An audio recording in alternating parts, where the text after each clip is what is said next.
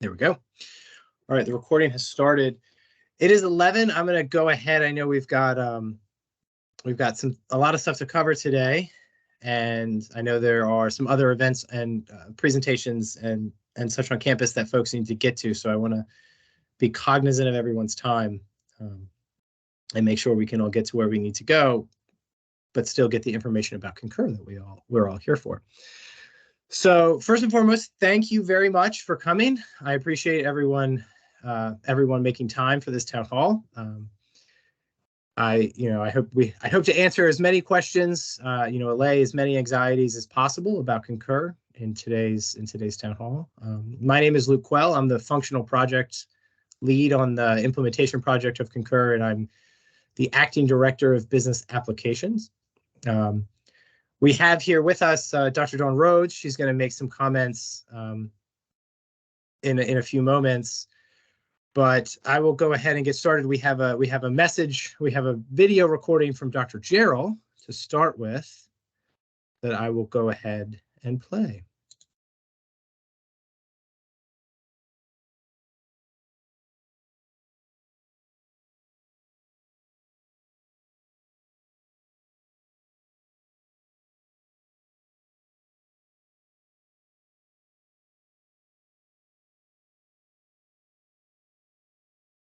Luke, we're not hearing the message or seeing it, if you think we are. Oh my goodness. Thank you for telling me, Michelle. Yes, that's okay. I was waiting, but when I saw you take a drink, I thought something's wrong. I can hear it. I can see it. I can hear it and see it. I think Yeah, I it's can just hear it. you. I can hear it and see Hear it. I can too. Yeah, I can hear it and see it. Me too. Yes, Great, me thank too. you. Can't hear okay. it. So is that a yes? You can hear it and see it, Yes. or no? No. I could hear it after I pressed the play button. Okay, I will play it, and then I will make sure that we get the link out as well, so folks can listen to it.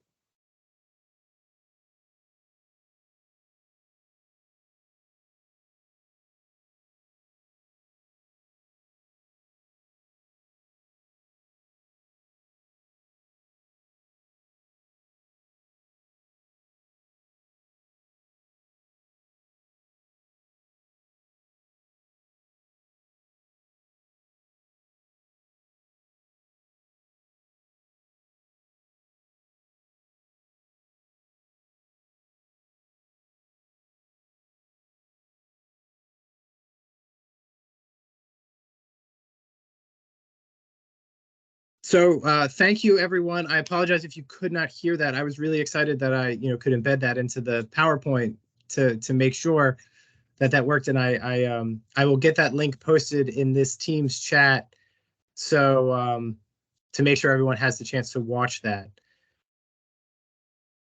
I'm going to move on to our agenda. Again, I apologize.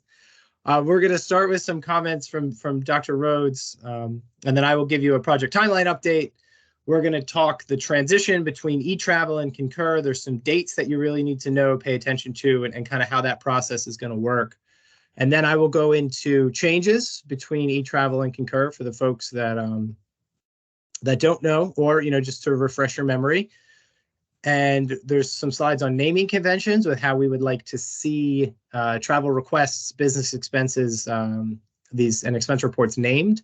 And then we're going to talk workflow and approvers, which is a big piece and kind of the biggest piece of change here that we've got with the new system. And we have an update on training, and there'll be additional training, and I will get into that at the end. So if you have questions, please put them in chat. We have a couple of people answering questions in chat, so we can get to them. And at the end, if there's more questions, I'm very happy to hang out and answer as many questions as I can. I'm going to turn it over to Dawn, and I'm going to say thank you very much, Dawn, for being here. Oh, good morning to everyone. I want to begin by thanking the Concur implementation team for the important work they've been doing. Concur is necessary for many reasons, but let me bottom line it for you. It is a fully integrated travel application that makes travel requests, booking, and expense reports easier, faster, and safer for all of our travelers. And this team has taken us forward into an age of a much more efficient and user-friendly system than we currently have. So thank you all. Change may be difficult for some and take longer to get used to, and rapidly embraced by others. I thank and applaud our pilot users for being willing to embrace the change and to absorb any hiccups and suggest adjustments to the system that are necessary to have it fully tested so the remainder of the campus can go online with confidence. My next point is very important. Many voices were heard and used to build a system that would focus on our traveler safety, streamline the workflow tremendously, be user-friendly, be compliant with travel policies, and record the travel transactions appropriately for our accounting purposes. There will be a rare but legitimate occasion for exceptions to using the system. But in general, requests for exceptions should be few and far between. All exceptions will come to me for approval. There will need to be documented reasons for why Concur cannot be used. And I do check on these things. I have to approve counter offers for staff, and I have been known to ask HR to confirm that an offer was actually put out there before we responded with our counter offer. The documentation just looked a little off. So I will be checking for valid reasons. The Concur application is very robust, and know that you can get your flight points using Concur. You can arrange for personal travel connected to business travel through Concur. I'm sure there's lots of other things that I didn't mention. If someone decides to book outside the travel system or the Concur system without going through the exception process, they will not be reimbursed. Let me repeat that. If someone decides to book outside the travel system, Concur, without going through the exception process, they will not be reimbursed. Please pass this message along. We don't want anyone to have any surprises. We would prefer for everyone to just follow the procedures that we have. If we find a pattern of violating rules, that may be a reason to contact deans or the president. And if it is really egregious, the person jeopardizes future travel approvals. So again, we don't want to have to go down that route. So please make sure that your travelers, or if you are a traveler, that you're using the Concur system. To end on a much happier note, for those who are anxiously awaiting when the system will be launched campus-wide, I strongly encourage you to do two things. Do the self-study training that is available. The more you dive into the self-study, the better prepared you will be for the change. Complete the access form so that when we're up and live, you're ready to go with the access that you need. This change is good. I can't wait to talk to people after a year on the system. I am convinced you will be singing its praises. I hope everyone has a great rest of your day, and thank you for this opportunity to speak with you all. Thank you very much, Dawn. I appreciate that. I stopped sharing in the middle to make sure everyone could see you, and thank you. Thank you. So I'm going to resume from this slide. So now you guys get to hear from me, and I apologize if you get to hear my voice for the rest of this presentation. I want to talk timeline. So this is our fourth town hall. We've been out and about presenting to as many different people as possible in as many different ways as possible. I recognize so many names on this attendance list because I've been in your areas, I've been to your schools to talk about Concur, and I appreciate your time there. I appreciate your time today. We've listened to all of you. We want to make sure that with travel, it's such a personal thing. right? It's not like you're entering a journal entry in a university system. You're getting on a plane. You're going somewhere. You know, you're staying at a hotel. We want to make sure that we address everyone's questions, that we answer as many things as we can before go live. So, you know, we're going to push back a little bit. The last time we talked, we said February 20th was our go live. We want to put an additional focus on communication, on training, training not just travel admins, but travelers and approvers. And to do that, we wanted some more time. So we're going to go live on April 10th of 2023 with Concur, university-wide. And in the next few weeks, you will see a big push from us to, you know, have training, to go to additional training, more communications. We're going to be trying to put as much information into your hands through as many different ways as possible. So I have more slides on the training piece at the end, but I just wanted to, we're going to push back a little bit. We're going to talk, you know, we're doing April 10th. In the meantime, we are in our pilot group. They have identified some areas that we can make better, we can make clearer in the application. And so we'll be putting those enhancements into place before folks come on. And we're going to continue to stand up some groups inside of that pilot group to get additional feedback and to make sure, you know, that everyone, that where every possible use case is being addressed. So, you know, we went live with our pilot group, and thank you to all of you back in November on the 28th.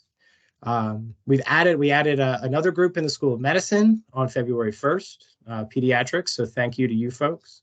We're standing up the School of Law on February 20th. So thank you to School of Law, to Andreas.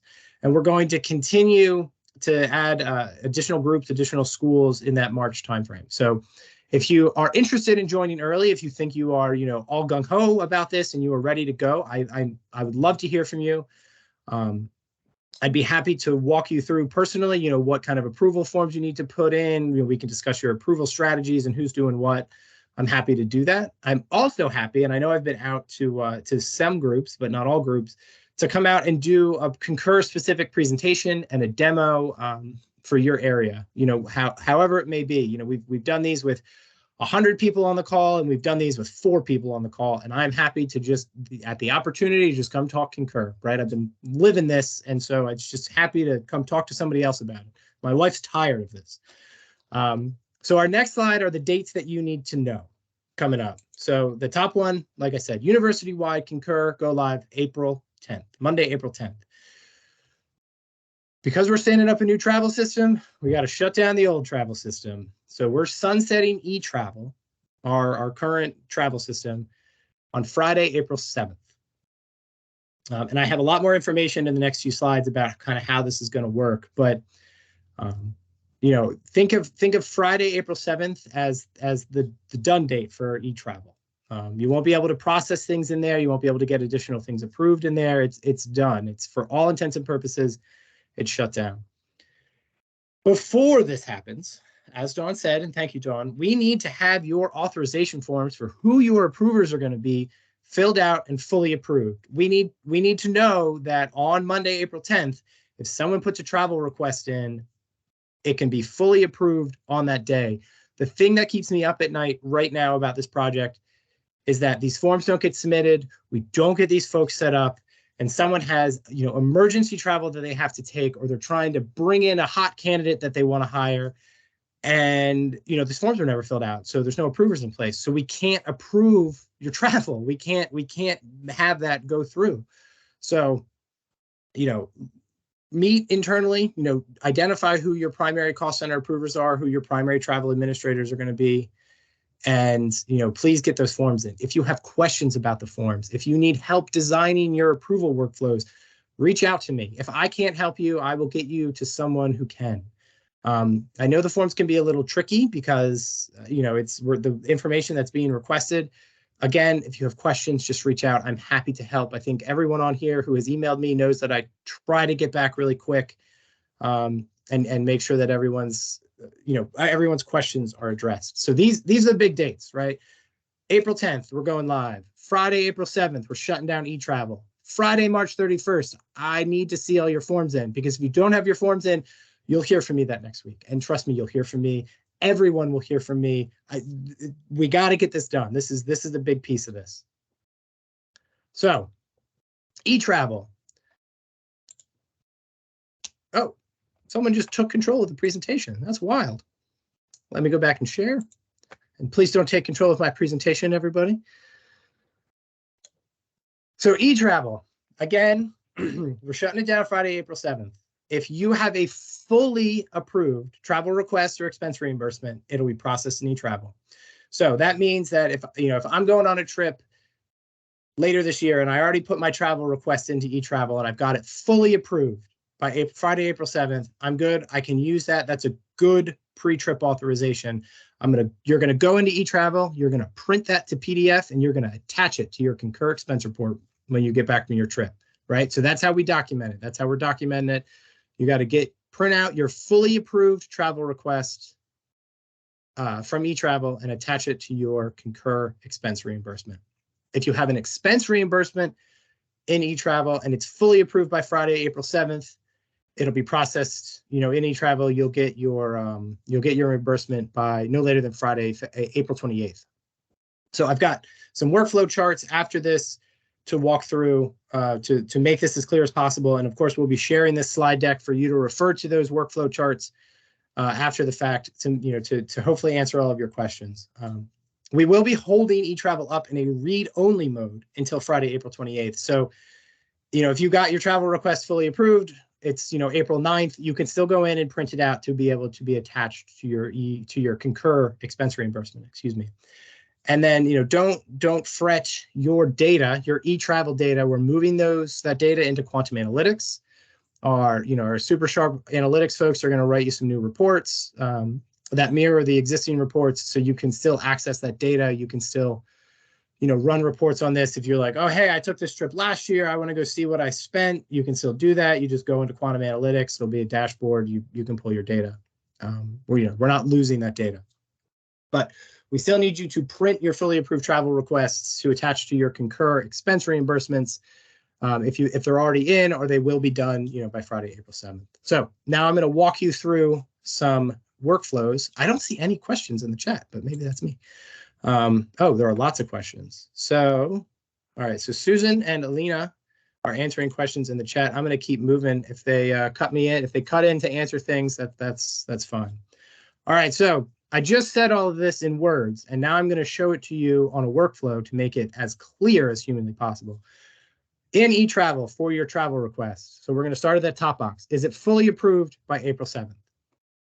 If it's not fully approved, we're going over to the right. You got to start over in Concur. So if you put it in on April 6th and it doesn't get approved on April 10th, you got to put that travel request in Concur. You get to use our new system and process it through that way. So if it's April 7th and it is fully approved, like I said, let's go print a copy out so you can attach it, and you attach it to your Concur reimbursement. Easy peasy. You're within policy, no problems at all. You're good to go. Now wait, say it's May 5th. So we're after April 28th. You didn't print that out. You didn't print out your approved travel request out of e-travel. Well, folks, you got to go into Concur and start all over. You got to put your travel request back in, get it approved again, and then you can, use that to create your expense report in Concur. So I'm asking you to make sure that if your travel request is fully approved, make sure you print off a copy of PDF, in PDF. You can do it right now if you already got it fully approved, just so you have it. But again, Friday, April 7th, that's your final date to get everything approved. You can print up to April 28th. I'm going to keep moving. So now we're talking e-travel expense reimbursements. All right, and there's a little nuance here. There's a little wrinkle, so we'll talk through it. Is it fully approved? So it's April 7th. Is it fully approved? Yes, it's fully approved. Awesome. You'll get reimbursed through e-travel, through the normal process that you've been using for years, no later than Friday, April 28th. If, for some reason, the central office, if office controller's looking at your expense reimbursement and says, you can't expense this, and they kick it back to you, that's it. you got to start over in Concur. You got to put your expense reimbursement in Concur again, because after our April 7th, eTravel is shut down for those transactions. We can't reprocess it. So if it's, if you're fully approved by April 7th and the central office kicks it back, you got to start over in Concur. If you're not fully approved by April 7th, you got to start over in Concur. So, if you want to get it done, let's just make sure that you're within policy. So no one's kicking anything back, right? That's step one. It's always good to stay within policy up front, just period.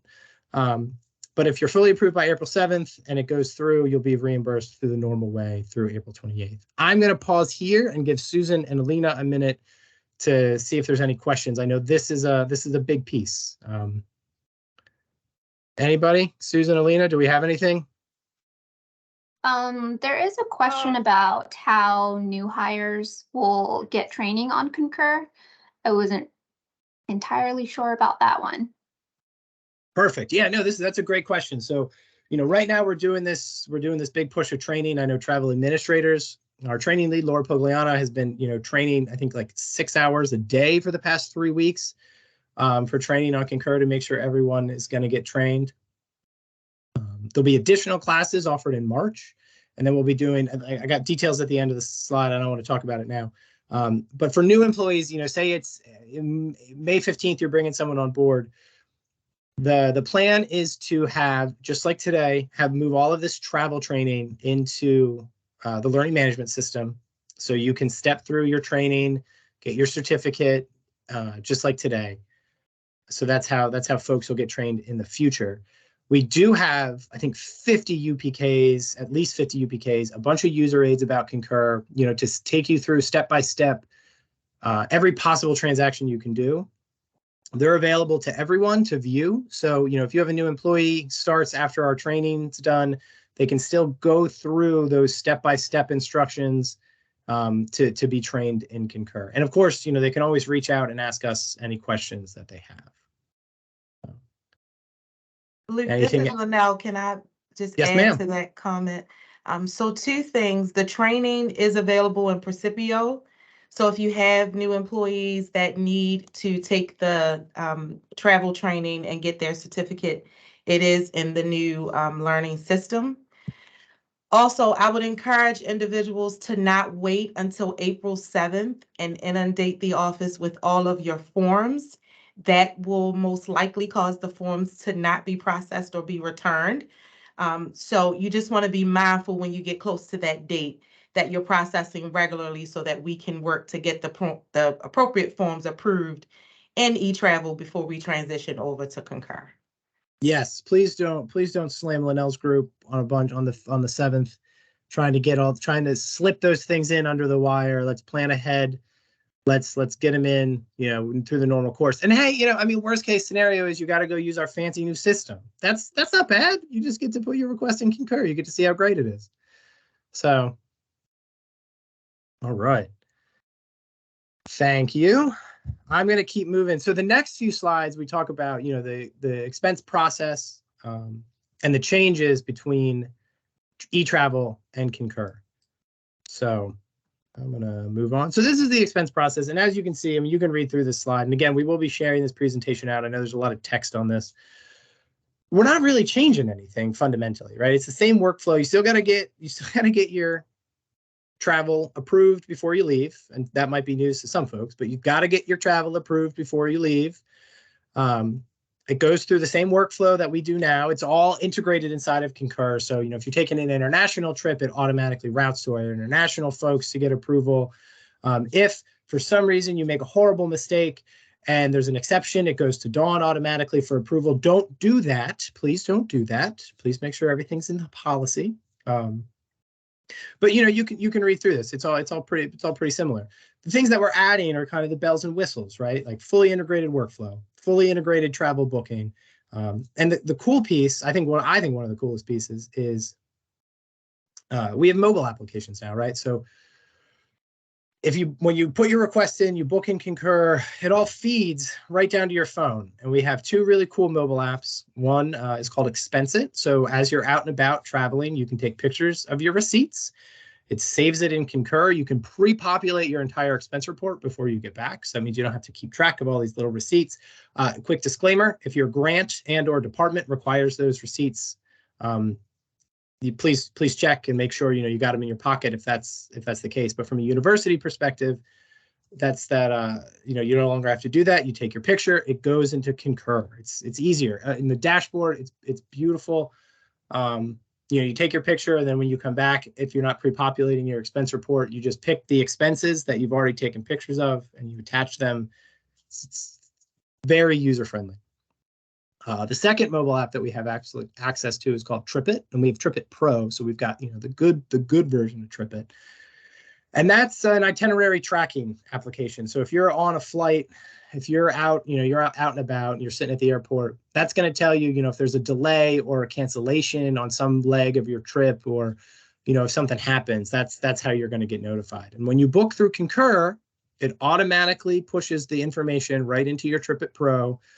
You don't have to do anything. It's all automatic. There's no manual steps. You just pull it up.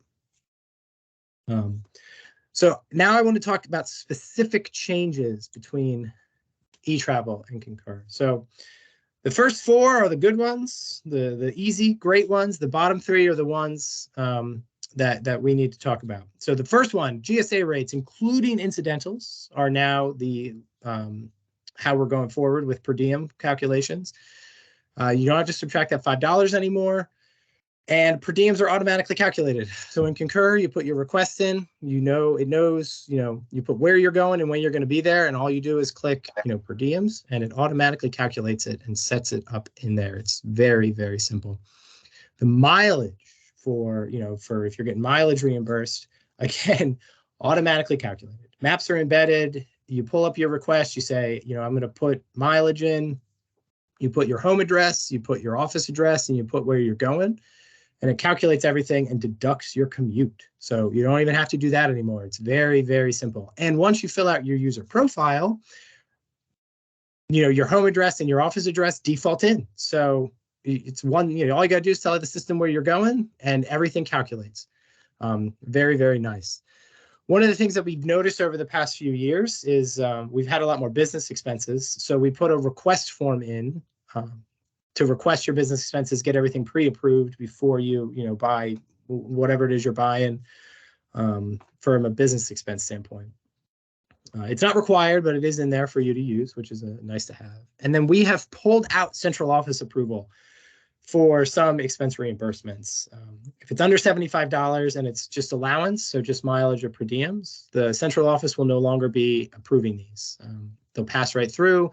Hopefully that means that, if you're taking a trip down to College Park or to Salisbury, you're staying in state, you're just using mileage, those things will pass through, much, or faster. It saves everybody a little bit of time, saves Linnell's group time. So when you're slamming her with all your requests on the 7th because you didn't listen and plan ahead, the next week when these are coming through Concur, she'll have, a few less to deal with. So those are the top four. The next one, we are requiring that all airfare be booked through Concur. So right now you have to put your in Concur, you'll have to put your request in, get it fully approved, go in through your request to book your airfare. We're doing this for a lot of reasons. The first is it's just easier on the travelers, right? You go through Concur, everything pulls in. You put your request in, it'll automatically pre-populate, what you're searching for your flights. You book your flight through Concur, it automatically populates your expense report. When you book in Concur, it feeds directly into your mobile app for your traveler. So if you're using TripIt, it automatically pushes it down there. It's a simpler all-in-one process. When we book through Concur, the flights that you're seeing are the same flights that you're going to see on Kayak, on Travelocity, on Expedia. It's the same global distribution system for flights. I've gone out and checked that. And I think even on some of those third-party ones, you can't get Southwest flights. You can get Southwest flights through Concur. You see all of it. And since we're booking through our travel management company, when you book through Concur, right, that's who's sitting behind Concur actually issuing our tickets for us. You make sure that you are getting any upgrades or discounts that we have available to us all right through the application. It's It's very simple. And I think, you know, like I said, I've come out and talked to a lot of you. I try to always show off that booking tool so you can see it, because I know that there's a lot of questions around it. It's just nice to use. From a university perspective, this is how we're keeping our people safer. Right now, you know, anyone could book a trip to anywhere and maybe not tell us ahead of time, and we don't know. So if something happens and someone, you know, gosh forbid, is out there and in trouble, we maybe don't know where they are. But with booking through Concur, it automatically integrates to our international, if it's an international trip, our international SOS folks. So they know where our people are. They can keep them safe. And that's big, right? We want to keep our people safe. We send people all over the world all the time. It's a big deal that we need to keep them safe. And also, you know, we know where our folks are even domestically. So there's a lot of wins all around for booking through Concur. You can use your personal air miles. You know, if you're using Delta Sky Miles, you can still load your frequent flyer programs. You can still use your personal credit card when you book through Concur to get the points. I'm going on a trip later this month. My wife was like, you got to put it on the credit card so I can buy more stuff from Amazon. Those were her words, not mine. And I did, right? Because you always do what your wife tells you to do. And so you can still use your personal credit card. You don't have to use the UMB card. But if you don't want to pay cash out of pocket, we have the UMB card stored in Concur. You can use that to book your flights. So, you know, you won't have any cash out of pocket up front. Those charges will be allocated, you know, when the billing process comes through, those charges will be allocated to, you know, where you put your request to, just like it is today. Right now, Linnell's group is doing that manually in Concur. Hopefully that's fully automated. We're going to push that right through. So we're not taking anything away. We're just trying to give you a better experience, and keep everybody safer, and, you know, keep it all fully integrated, keep it all flowing through easy peasy. So again, like I said, airfare can be paid on your personal credit card. If you do put it on your personal credit card, you will not be reimbursed till after your trip. So if you're buying airfare 6 months in advance, you will have to, you know, hold those charges, and then you'll be reimbursed when you get back. So that is a change. And then requests not done prior to the expense report will go to Dawn for approval. Again, please don't do this. It is not our policy. It is USM's policy that requests that we have to have a fully approved travel request before a trip. The last year we had good data for this. 1,900 trips were taken without fully approved travel requests. That's not okay. That's 1,900 audit findings. And that could get a lot of folks into a lot of trouble, and we don't want anyone in trouble. So we're all going to do our requests ahead of time. And that's, you know, we can all just say we're going to do our requests ahead of time. Not all trips require an expense or a travel request in-state, and Susan can jump on if I'm wrong, but in-state with, you know, just per diems or just mileage or per diems don't require it. If you know, if you're just popping down you've got to take a trip down to College Park for a meeting, you don't have to get that request approved ahead of time. You can just put your expense report in.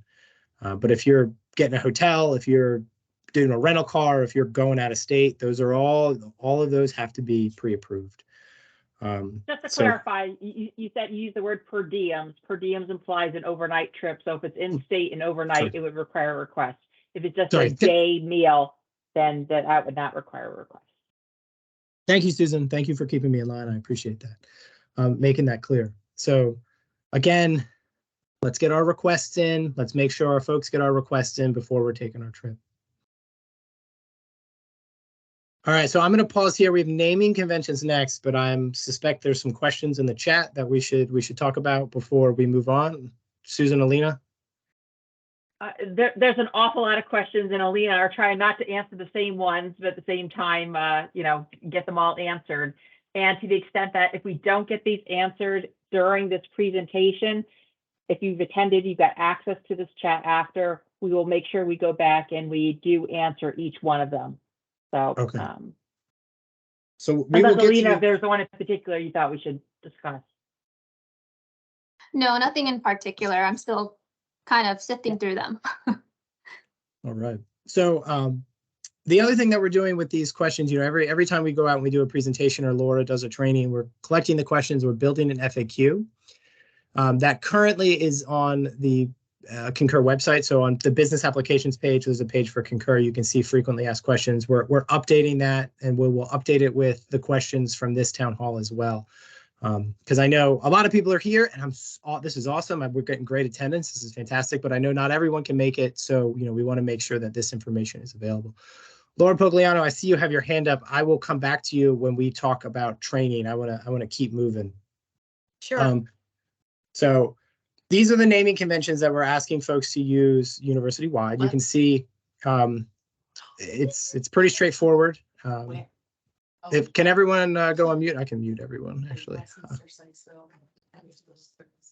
Mute all, got it. So these are the naming conventions we're going to use. You can see it's T for travel, authorization, or expense report, calendar year. You can read it. This makes it a lot easier for the folks that are processing a lot of travel to see where you're going and who it is and when it is and what it is.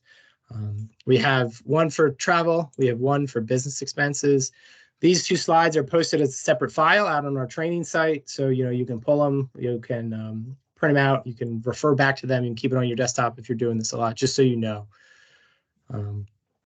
So thank you. Now we're going to talk about the approval workflow.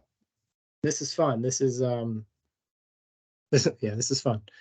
So this is the travel request and the expense reimbursement workflow. You can see that it's the same workflow steps that we have today. It's just fully integrated in Concur. What we need to talk about is primary travel administrators, primary cost center approvers, and delegates. And right now, the delegate and the travel administrator are a lot of times the same person in eTravel. These are separate roles in Concur, and they serve separate purposes. They can be the same person, but they hold different spots inside of our new application. So this first slide, let me slide down. So we have several slides on this. This first slide, this first step, goes just to walk through the workflow.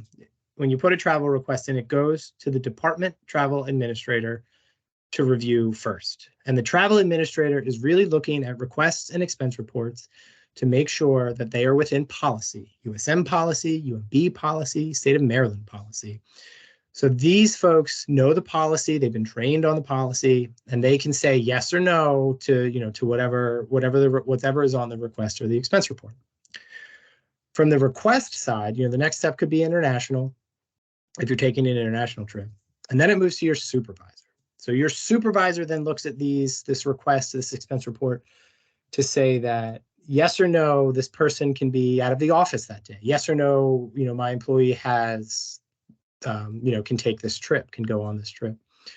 We loaded supervisors in to Concur automatically. So whomever approves your timesheet in HRMS is approving your travel in Concur.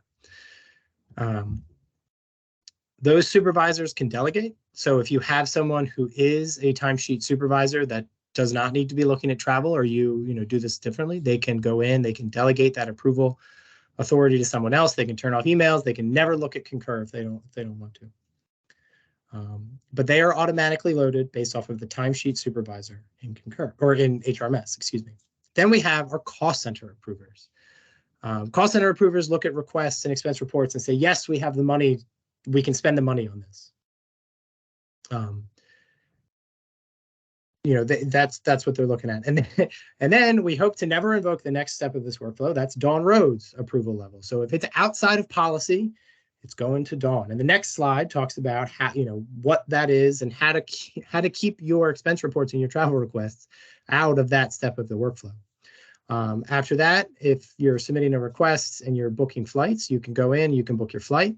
And then if you're submitting an expense reimbursement, it goes to central office to process and approve, and then you will process your expense reimbursement. One note, and we do talk about this later in the later slides, but for department travel administrators and for cost center approvers, in Concur, there is one primary per org. So if you have an org or a department, you have one primary travel administrator and one primary cost center approver. And those people can delegate. They can delegate to 99 different people. That's the cap. So you can't do any more than 99. I hope you're not doing any more than 99. But you have one primary and then they delegate out. So the forms that you will be submitting are for the primary cost center administrator and the primary cost center approver. We have a third form for delegates. So if you're delegating, that delegate would need to go fill out that form too. Again, later on, there's more slides about talking about this, but I wanted to make sure that's clear. So the next piece here, policy exceptions, or how to get your travel request or expense report sent to Dawn for approval. This is not what you want to do, but there are some cases where, an exception is legitimate. So if on your travel request, you select exception booking, it's going to go to Dawn for approval. You should be booking in Concur. What exception booking means is that you plan to book outside of Concur. That's against policy, so it's going to go to Dawn. On the expense report side, if you include airfare booked outside of Concur on your expense report will go to Dawn to not be reimbursed, as she said. And then if you submit an expense report without an approved travel request, it's going to go to Dawn for approval too. And then here, only in-state trips without hotel or car rentals do not need to be approved, do not need an approved travel request. So this is a big one. If you need to send this to everyone in your area, you can print this slide out. You can put it on their desks. You can email it to them. You can set it as their desktop background. Whatever you would like to do to get this across, that we need to stay within policy.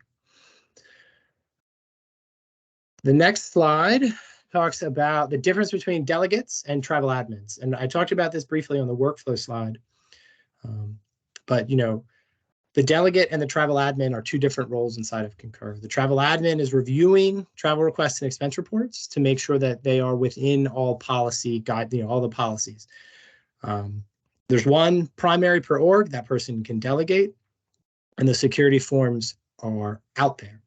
If you are a delegate, so there's two kinds of delegates. There's one travel delegate and there's one approver delegate. And these can be different people. So if I am traveling, I can set someone as my travel delegate, and that person can prepare travel requests, prepare expense report, and can book travel on my behalf. The traveler, each individual traveler has to set up their own delegates. We can't do that centrally, unfortunately. So if you have someone who does not do their own travel requests, does not do their own expense reimbursements, they're going to have to log into Concur. They're going to have to set up their delegate so that, whoever their delegate is can then prepare requests and expense reports on their behalf. The delegate cannot submit these things. They can only prepare them. So if I am a delegate, say I'm a delegate for Dawn, I prepare her travel request. Dawn has to log into Concur, review that travel request, and then hit submit, and then it enters the workflow. But the traveler still has to review these things before they can be submitted. The delegate for approvers, and this can be a different person, if I'm a cost center approver and I delegate to someone else, that person can log in on behalf of me and approve travel requests and expense reimbursements, for that cost center approver. The primary approver has to set up their own delegates. Again, we cannot do that centrally. So if you are the primary approver, primary travel administrator, or primary cost center approver, and you want to delegate, you have to go in and set up your own delegate. You can delegate up to 99 times. You can delegate to as many different people as you would like, but you have to set up that delegate. The delegate will need to fill out a security request form so we can make sure that they have the correct security set up in Concur. There's 3 forms out there when you look at it. So you just gotta make sure that they have it, everything set up. When you delegate, and this is a big one, when you delegate for approvers. When you delegate for an approvers, you delegate all of your approval authority. So if you are a cost center approver and a supervisor and you delegate to someone, you're delegating both. That person can log in, act on behalf of you, and approve supervisor approvals or cost center approvers. Now, the system logs who did what and when they did it, right? So we have a full back end of, if your delegate logged in and approved the wrong thing, we can know, and the names show up, but they do have access to do that. So what we recommend is that we delegate upwards. You identify the people, who aren't supervisors to make them the primary travel administrators or primary cost center approvers, and then they delegate up. So we're not mixing authorities, mixing approvals. I know this is confusing. If you need help with this, please do not hesitate to reach out. We can have a 30-minute meeting. We can talk about, your specific organization. You've got these 5 people. They do these 17 jobs. How do we carve this up, and who's the primary, and all that stuff? Please don't hesitate to reach out. I will happily go through this with you to make sure it's set up. Susan McKechnie, and she might not be happy to hear me say this, Susan McKechnie will be happy to sit down and go through this with you to make sure that it's all set up correctly. I am more than happy. This is a big piece. This is a big piece. We've got to have these approvers set up, or the system, you can't process anything. You can't make it work. So the next slide continues to talk about approvers. So I will say this again. This is in a different format, but the same information, right? Cost center approvers, they have to request their security access. 1 primary per org. Travel administrators have to request their access, 1 primary per org. Supervisors, based on the HRMS timesheet approvers, automatically granted access and sent in. Now, travel administrators, if you are a travel administrator, a true travel administrator, you have to go to training. Laura's been out there training. I think she's trained 300 people so far through these classes. Big push, which is fantastic to hear. We're going to be offering some more training, so hopefully we can get even more people trained. But if you're a travel administrator, just like today, before you get set up, you have to go through training. Once you go through training, you put your security request in, you attach your training proof, and it processes, it goes right through. So the next slide is some frequently asked questions about approvers and delegates. And I will let that sit up there while I ask Alina and Susan if we have any questions that I need to answer. There's just a lot, and I think Susan and I are just going through them and answering them as best as we can. So sounds good. Yeah. Well, thank you. So this is your approver and delegate, frequently asked questions slide, if you need to refer back to it. So, we touch on things that, yes, you can hold 2 different approver roles inside of the same workflow. We ask that you only hold 2, not 3. So 1 person cannot be both the travel administrator, or all of the travel administrator, supervisor, and cost center approver. You got to have 2 in those 3 approval steps. You can turn off emails. So say you're a supervisor approver and you don't want to be a supervisor approver for Concur, travel is handled by someone else. You delegate to that person, you turn off your email notifications, you'll never get told about it.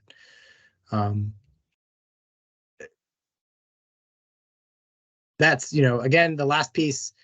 If there are no forms filled out and you don't have a primary travel administrator, you don't have a primary cost center approver, you can't process anything. You can't process requests or expense reports. So please get those in. Again, please reach out. I'm happy to answer your questions. So the next part, we're going to talk about training, but Laura's had her hand up and been waiting very patiently for a while. Laura is our training lead. I know probably everyone on this call knows her. Laura, you have your hand up. What can I do for you? I just wanted to make a point that if you are a brand new travel administrator, or if you're bringing a brand new employee on and you plan to have them be a travel administrator, there are 2 kinds of training. The one that Linnell spoke about is travel policy and procedure, and that is in Percipio, the LMS. You step through those courses and you have to prove to the travel group that you read policy and procedure so you can be a travel admin. And then there's my classes, which are Concur software-based, showing you how to do all your transactions in Concur. So most travel admins, everyone who was listed as a travel admin in the eTravel system, which is how I got your name and started bothering you, all those people have stepped through the travel policy and procedure courses that are available in the LMS. I just wanted to make sure everyone understood that if you're new, you have to have both pieces. Yes. Yes. Thank you, Laura. I appreciate that. So you can see from, the slide that's currently up, all of the different training classes we have available. If it is highlighted in yellow, these are all self-study. You can step through the UBKs, on the website, on the the Concur website, we have a link to the UPKs. Like I said, there's about 50 of them to answer as many different questions as humanly possible and to step you through with screenshots, all the different types of transactions. So if you're a campus traveler, please go ahead and step through them. They're available to everyone now. Familiarize yourself with the application a bit. If you're a supervisor, again, same thing with a cost center approver. Travel admins, however, we are requiring that you attend instructor-led training. There's been a lot of classes out there right now. Laura has been training many of you. There's 4 that you have to attend, and then there's the intro, which is a self-study class. So you can do the self-study class by yourself through the UPK, but the other 4 that you'll have to attend, we will have more of those classes. So that's the next slide. I'm talking training, and then there'll be some time left over for questions. Since we are pushing back a bit. Luke, can I? Oh, someone was trying to talk, and I apologize. Oh, sorry, Susan. Oh, hey, Susan, sorry about that. Yeah, sorry. I just didn't want to interrupt. There's been a number of questions about the slides and such. And to the extent that this presentation, the presentation that Office of the Controller did last Wednesday on the updated policy and procedure, and the presentation that I had done last Monday on the roles, all 3 recordings and all 3 slide sets are going to be sent out together. So, to the population of people, all the travel admins and particularly on our groups here, people in the travel group here. So everyone will get them, but we have to wait till the recording, certainly on this one, it gets rendered into a, suitable link so that you can see it, but they will all be coming out. Yes. And we'll be posting them on our website. So you can have access to them there as well.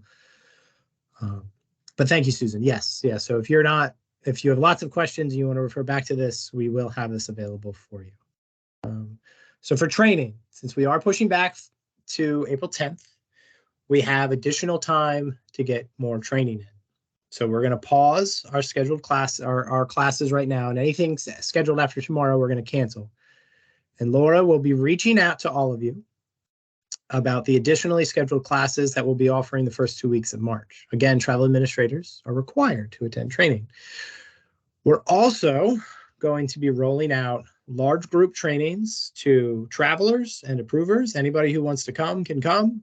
You'll see my face if you can handle more of it. In some of these, Laura will be doing these as well. We'll be doing these the weeks of the March 20th, March 27th, and April 3rd. So right up until go live. We'll be putting details for all of this in the Elm, so please look in the Elm to sign up and get the links. Again, we'll have everything be open so you can come, but you gotta get it. And Laura will be in touch for the travel admins with more details. So please look for her emails as well. We're going to be trying to push this information out in as many different ways as possible, but please, it will be posted in the Elm. So please, keep an eye on the Elm. I know we all get that email Monday morning. And the website can be accessed. You can go look at all of that. We'll be posting those in the coming weeks. So there's a link here. And then, obviously when the slide deck goes out, you can click on it. That takes you directly to our user aids and training materials. We've got tons of user aids. There's a first-time Concur checklist that everyone needs to step through. And the links to the UPKs are on there as well. So we have about 5 minutes left. And I'm at the end of my presentation. So if there are some questions in chat that we can address, I can do that. If someone would like to come off mute and ask a question, we can do that as well. So I will let Susan tell me if there's anything in chat that we should address. And if someone wants to put their hand up, we can take you off mute and you can ask your question. There are a lot of questions here. Just trying to keep up with them. All right, goodness, Julie. yeah. Julie Ash put her hand up. She was the first one up. Would you like to come off mute and ask your question? Yeah, thank you. Sorry about that. All right. 2 things. How soon can I put in my user authorization role request and get that done? Today. You can do it right after this meeting. Excellent. And then thank you. Soon, I'm sorry? I said, and thank you. And then just to confirm, if I'm a traveler administrator and I want to delegate to, that role to someone else, they just enroll as a regular user, correct? They don't also go in and do the travel administrator authorization role? That is correct. And that is an amazing question. And thank you. Yes, there are 3 forms. And I can pull them up and share my screen. One is for the primary travel administrator. One is for the primary cost center approver. And the third one is just the user access form here. I will share my screen. And I will show everyone on the call. So you can see there are 3 forms here in Concur. Primary travel administrator form, primary cost center approval form, and then the user authorization form. These 2 should only be used for the primary travel administrator, primary cost center approver. And one word of caution, if someone puts one of these forms in, so say, Julie, you get yourself set up as the primary travel administrator for an area, and someone comes behind you and puts this form in for the same orgs that you selected when you put your form in, it will overwrite. Okay. And then replace you. So yeah. And then how soon can we go into Concur to set up our profiles? Do we have to wait till it's live? Yes, ma'am. You have to wait till it's live on the 10th. Unless you're in the pilot group or going to be in the pilot group, yeah, you'll have to wait. Thank you. Great questions. All right. Kiana Harvey, you have your hand up. You were the next one. Oh, it even lists it out for me in Microsoft Teams. That's nifty. All right. Oh, Kiana put her hand down. No, I still have a question. Yes, ma'am. Can you guys hear me? Yes, we can hear you. Okay, so I'm trying to put in a travel request as a delegate for a PI. That is traveling in 2 weeks, and I need to get airline tickets. I'm in Concur right now because my department is in the pilot, I guess. So I can't go into the old system. And I'm in, and now on the travel request, there's an option to notify traveler. And he got a link and sent it back, but I don't know. I can't submit the travel request. All right, if you reach, I'm not sure that we can, I don't want to, live stream troubleshooting. But if you reach out to me right after this, we'll get you fixed up. Okay, thank you. That's what the normal process is, that a delegate can't submit. The delegate has to, they're preparing it, they're notifying the employee, the traveler, who has to actually say, yeah, this is exactly what I want, and they submit it. And that submit is the actual approval of the employee. So that's similar to our current system where the travel admin will prepare it, but it has to go to the employee to actually approve it. And so that notify is just basically saying, hey, you're sending it to the employee. The employee now has to submit it into the workflow, and then the next step is to the travel admin. Okay, so I think it's just nomenclature. Right. Thank you, Susan. Yeah.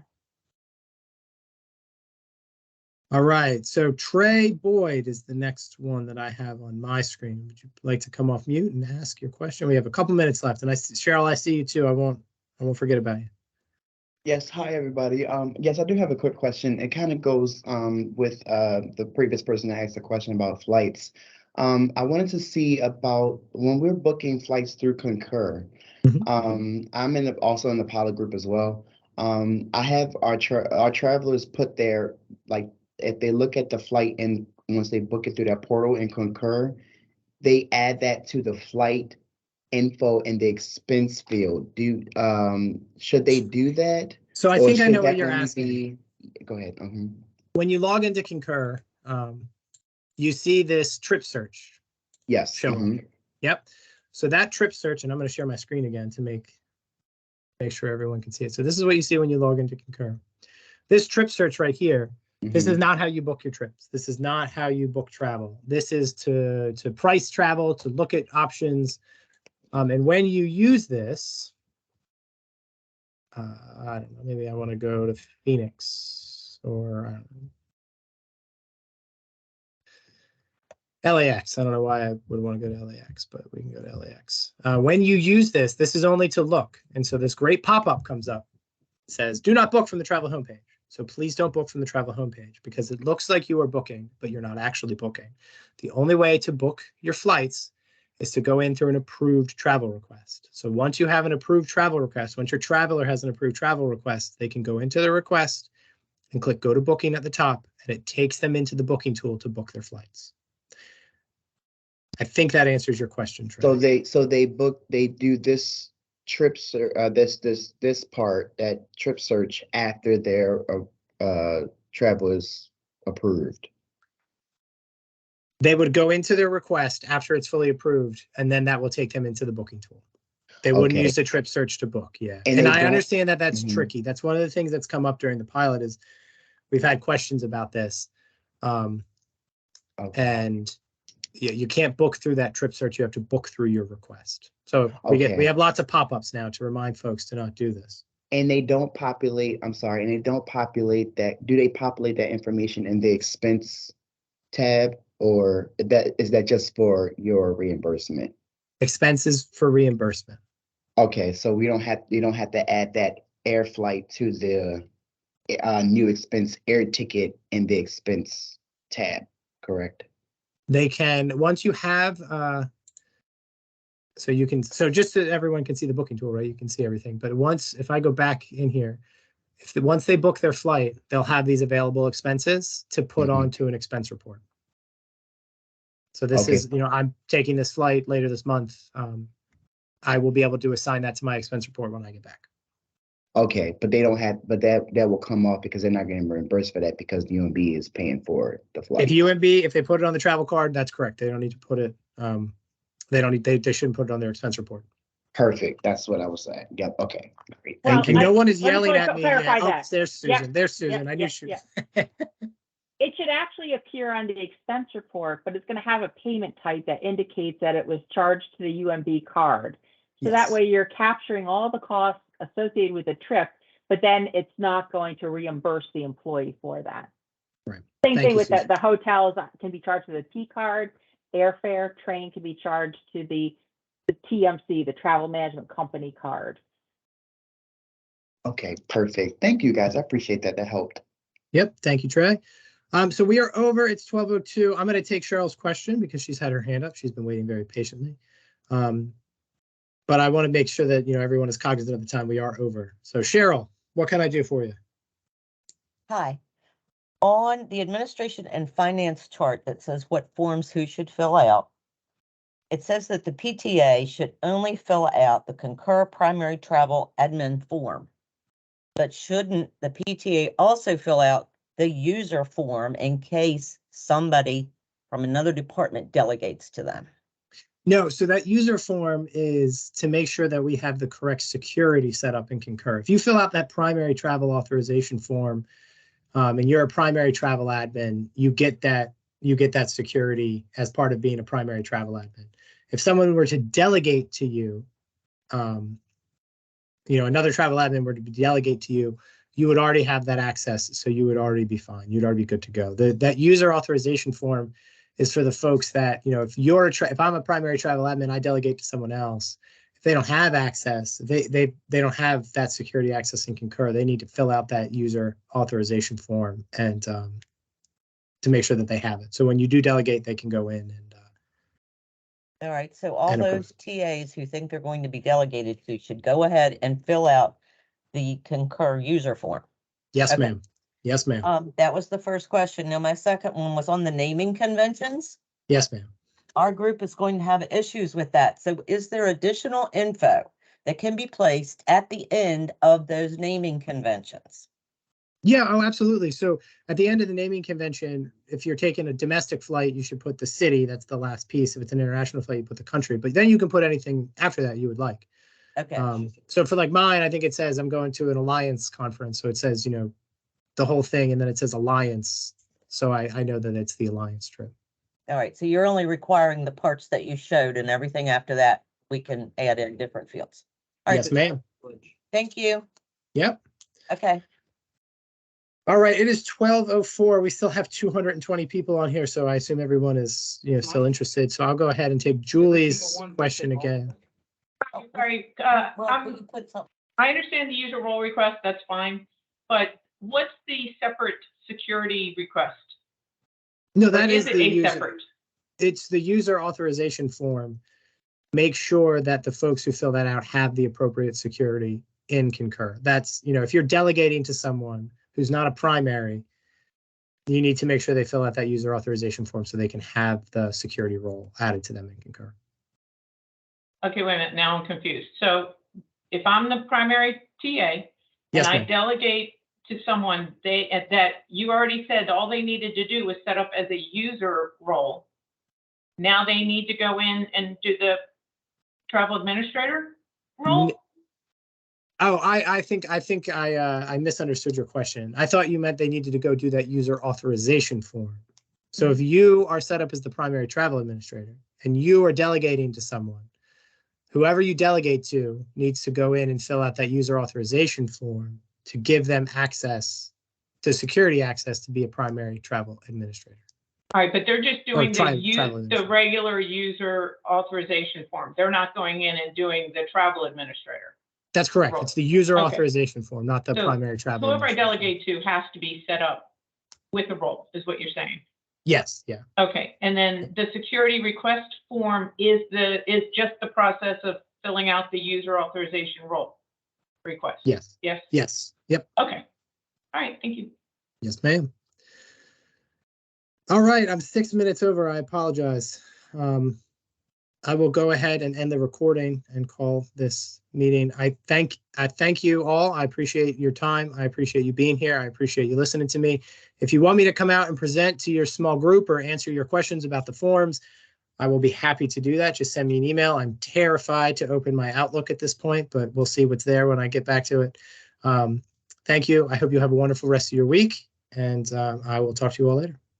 And we will get all the questions answered. So if Yes. you put something in and we didn't get to it, you will get an answer. Thank you, Susan.